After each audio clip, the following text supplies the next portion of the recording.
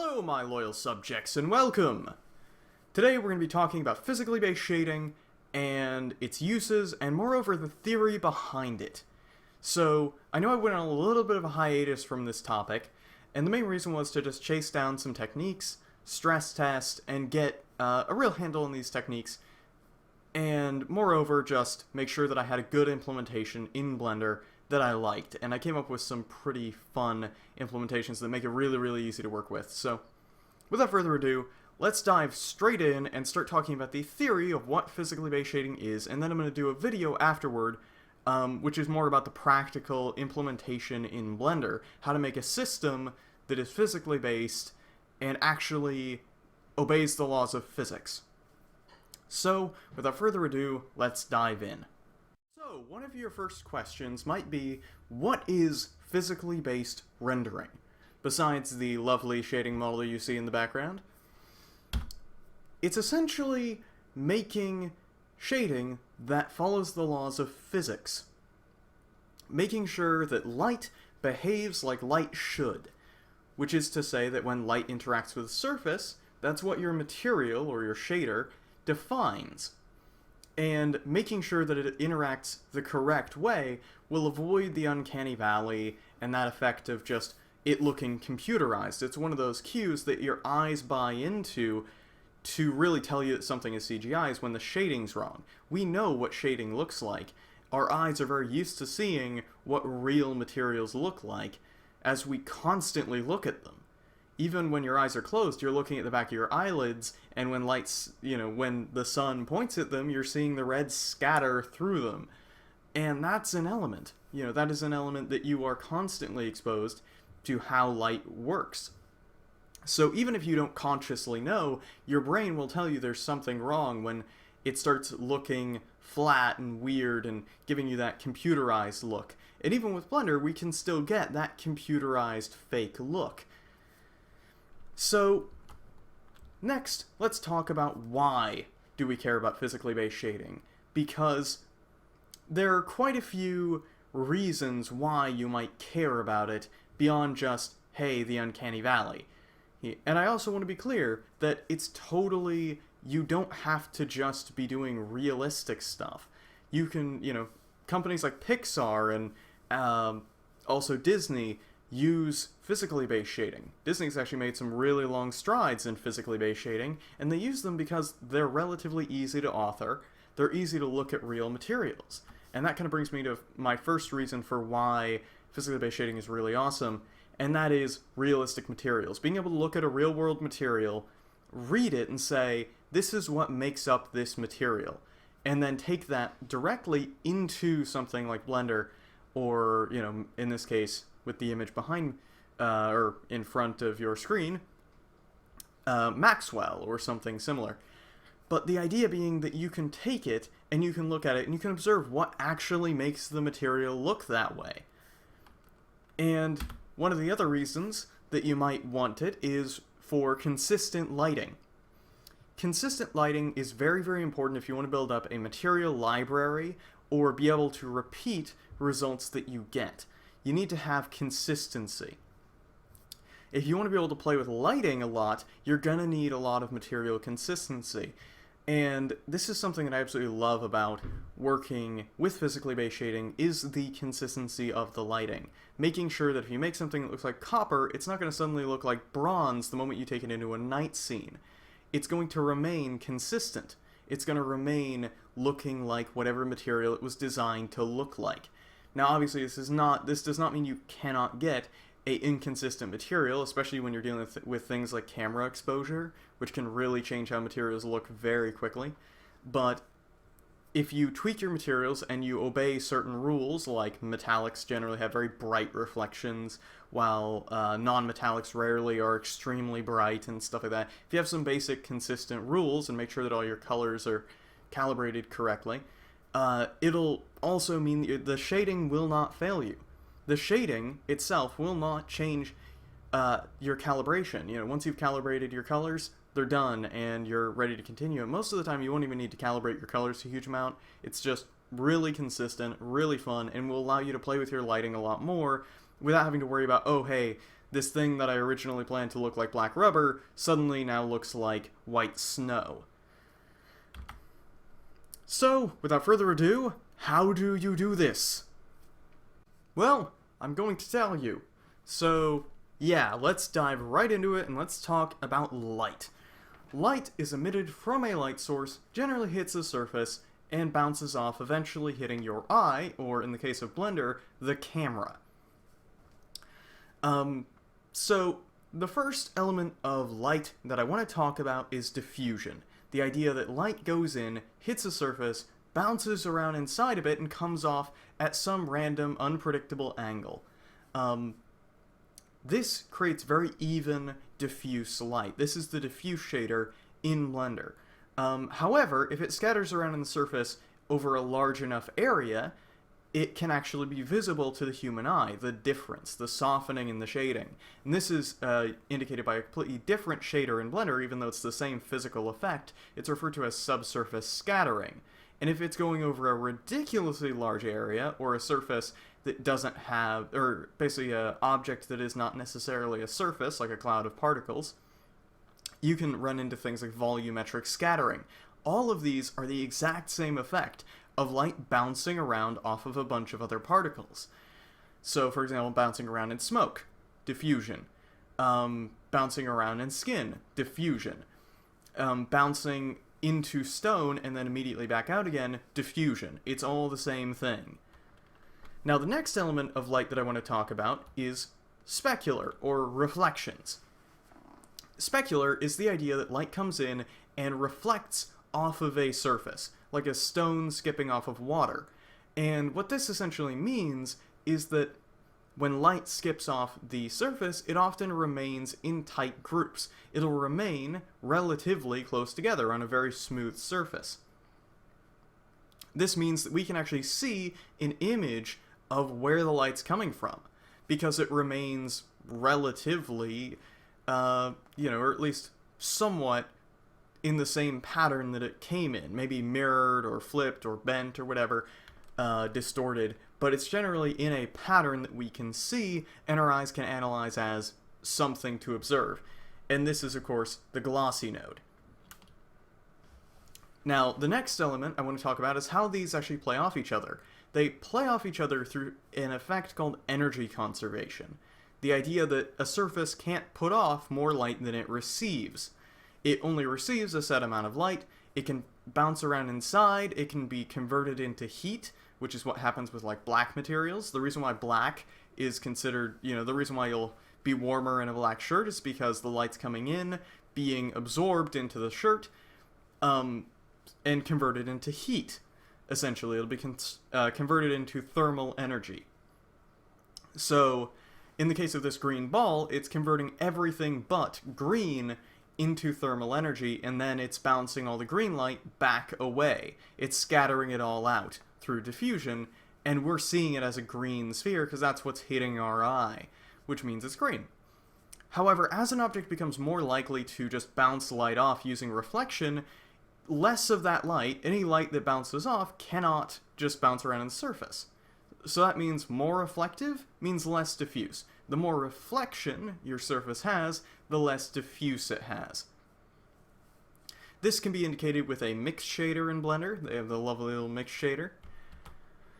And next I want to talk about the Fresnel effect. So, how reflective an object is not arbitrary.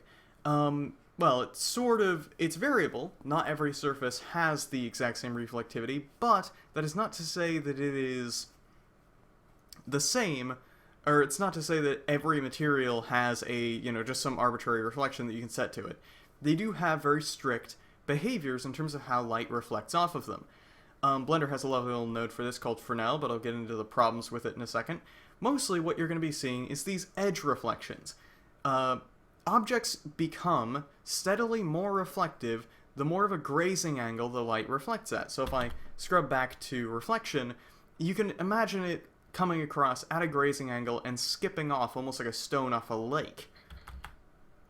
So as a result, objects become more reflective at grazing angles. And it's really, really nice. And this is the reason why effects like rim lighting, for example, are so common in our day-to-day life that they look so pretty when they're exaggerated, when they're used for photography. And the reason why in CG, you've probably had to take an area light and just blast it, crank up the intensity to something ridiculous just to get rim lighting, because you are probably not using the Fresnel effect. The Fresnel effect makes rim lighting happen naturally and dynamically, and especially in animation, looks gorgeous. So next subject I want to talk about is roughness. You're probably familiar with this. Roughness is basically how bumpy the surface is at a microscopic level. And this is a shading property because while it doesn't change, it has nothing to do with the laws of physics necessarily in terms of light, it's not scientifically significant, it is statistically significant. It changes how we perceive a surface. Roughness, being a bunch of small bumps, means that the light will reflect or diffuse in a bunch of different directions. It'll change slightly how diffusion works, but for the most part diffusion will stay consistent. It'll mostly change how reflection works, causing it to become blurred out, scattering the light in a bunch of different directions, and more resembling a diffuse look. But either way, it's a pretty neat effect. Now, finally I want to talk about, I'm going to be diving into a little bit of math, so just a little bit of a warning here, because this is going to involve some math, because we're going to have to hack Blender. So, let me tell you the story, the very tragic tale of roughness and Fresnel. First of all, the Fresnel effect. That brightening of the edge reflection is not consistent to all materials. As a surface becomes more rough, more bumpy, while scientifically speaking, the Fresnel effect doesn't go away, it's hidden, it's masked, because a bit like skipping a stone off a rough lake with a bunch of waves, the more bumpy a surface is, the less visible and the less chance there is for light to really escape it at a grazing angle. It becomes more likely to hit the side of a peak or a valley and bounce, either reflect off into the surface again, and therefore, have more chance to diffuse into the surface, or to just skip off in some other direction, being diffused somewhere else, scattered somewhere else. So rough surfaces get rid of the Fresnel effect. They hide it. Now, one of the problems with Blender is that while they have a Fresnel node, the Fresnel node ignores this very pointedly. It's just a straight scientific, here, plug in an index of refraction, and we're going to assume that your surface is perfectly smooth. So while this works if you're working with a very, very smooth plastic, the moment you take something and try to make it a little bit less, you try to make it rough, it's going to start looking like velvet or something similar. However, there's a basic bit of math, there's kind of a simple approximation of the math required. The real math is significantly more complicated, but I've made a simplified version that actually works really, really well and gives a lot of artistic control, and I'm going to kind of illustrate it with these little bits of math here. So, the thing about your roughness is that what we want is that as your roughness goes up, we want to make Fresnel go away. We can use a mix color for this. So we mix, basically we say when roughness is low and it's using color 1, we use Fresnel. And that means, of course, we're using the Fresnel effect. And when roughness is very high, it will use 0, or just nothing, black. And that means that the Fresnel effect goes away. Now the problem is that by default, a mix shader does not... It goes in a straight line. It says, hey, if you plug in 0.5, we halfway mix between the two values, which makes sense for a mix of colors, but the problem is, as you can see from the diagram on the right, Fresnel doesn't disappear in a straight line. It disappears a lot, like a little bit of bumpiness to the surface makes it a lot less likely that that light will reflect at a grazing angle, and then of course it diminishes more and more as you go along. And one of the ways to do this curve, and get this curve in there, is to put roughness to the power of 0.25. Now, I'm not going to go super into the math there, but essentially know that, powers work as a way to bend, essentially bend your curve upward and downward. Like, from 0 to 1, it'll make something, it's the same as, if you multiplied 0.5 by 0.5, it becomes 0.25. High power values make low, values lower, and keep values around the 1 range the same. So anything 1 and above remains about the same or higher. So that's a thing, and if you go below 1 with the power, it actually goes the opposite way. Low values actually become much higher, while high values will still pretty much remain the same. And that's essentially what I'm doing here. If you don't understand that, I'm not surprised. I recommend the Desmos math graphing tool. It's a lovely little website for playing with math if you're interested in playing around with this. It's actually where I got this little chart that I made on the right side. And essentially this is what we're going to be doing in the practical episode, is showing this, showing what it fixes, and the visible effect of what it fixes. So let's move on and let's talk about different types of materials. So, the first material I want to talk about is dielectrics. The first material set, rather. Dielectrics are almost anything that isn't a metal. These are the basic rules of lighting, and the only real materials that differ away from them are metallics. Metallics break a lot of these rules, however, we should probably establish the basic rules of lighting before we dive into the exception to the rule, also known as the Mongols or metal.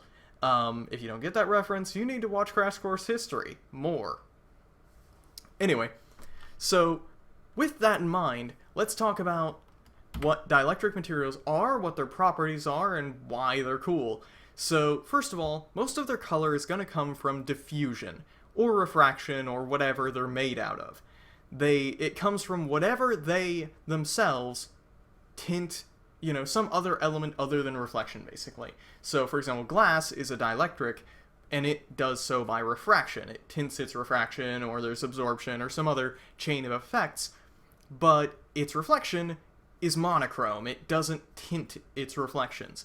So, that is to say, they don't have much control over their reflections, and that means that the reflections come almost entirely from the Fresnel effect. They do not have tinted reflections, and also, I'm gonna say, they don't have completely black diffuse. Don't do this. The reason for this is lighting consistency. Most materials that look black to us aren't actually black. They're really, really dark gray, and our eyes clamp them down to black. And the reason for this is because our eyes focus on color. If you're in a very blue scene, it's not going to look blue for long, actually. If it's really, really blue and it's just covered in blue light, your eye will actually adjust to that color. And it will actually stop looking blue, and you'll start being able to see things like red and green and stuff like that because your eye gets adjusted to it, which is really, really cool.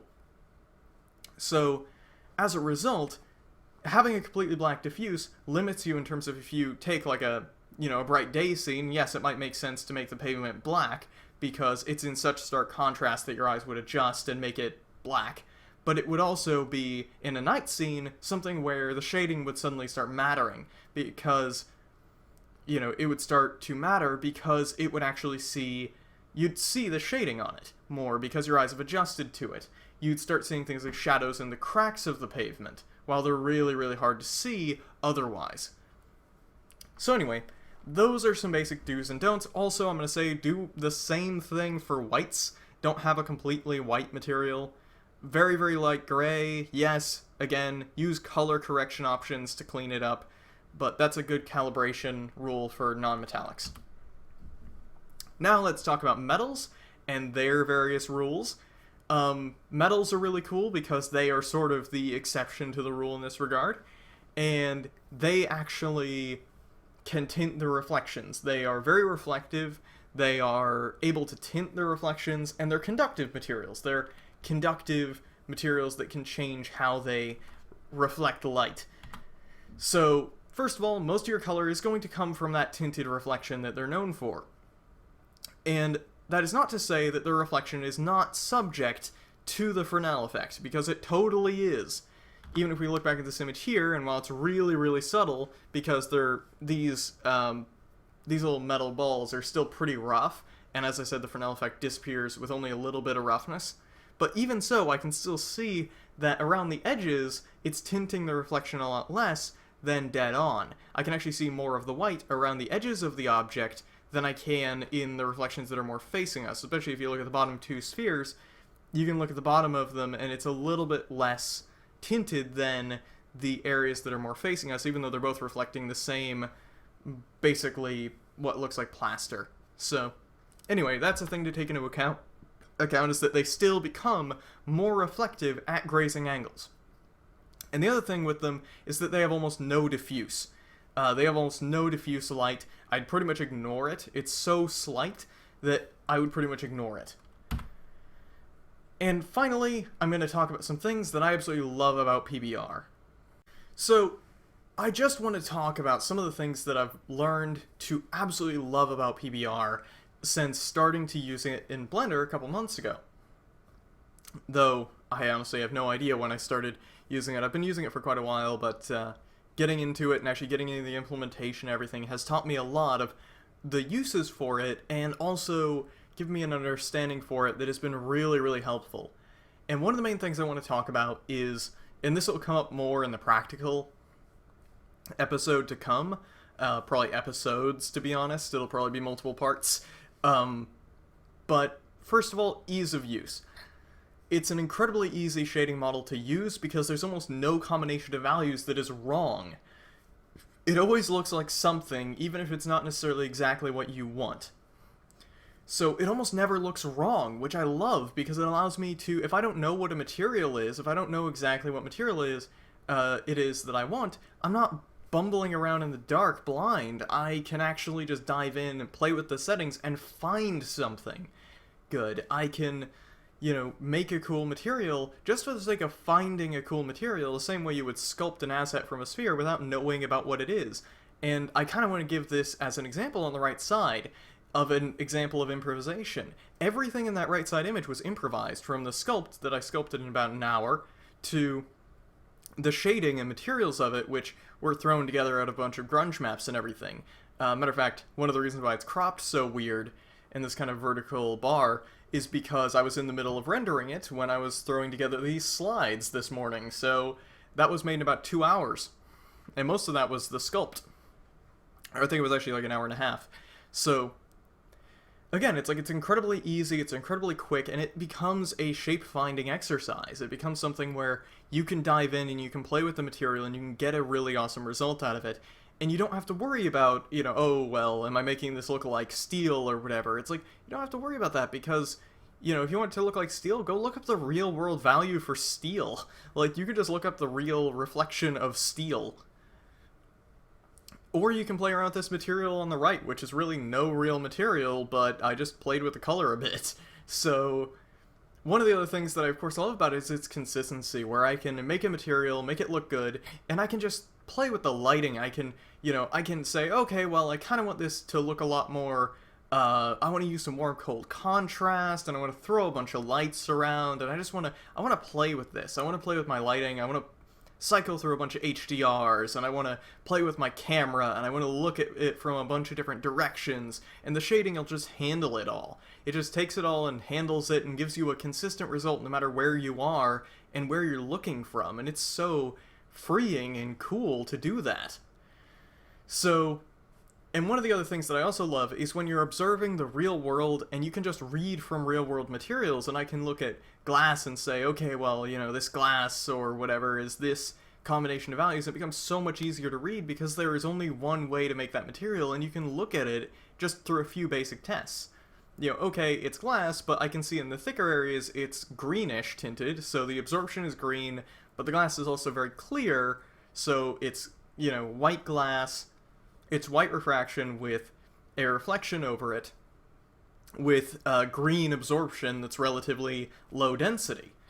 Boom, I have that exact glass material, and that's the kind of thing you can jot down on a notepad, or just remember. So it's ridiculously easy once you get used to it, and to just pick up real world materials that you'll observe as you go, where you can look at, something like, okay, this is, this red metal. It's like, okay, it's red metal, but it's painted, so it's actually a dielectric material because, while it's metal, it's been painted with something that is not metallic. So that's what we're seeing, this coat of non-metallic. So, again, that's so much easier to deal with.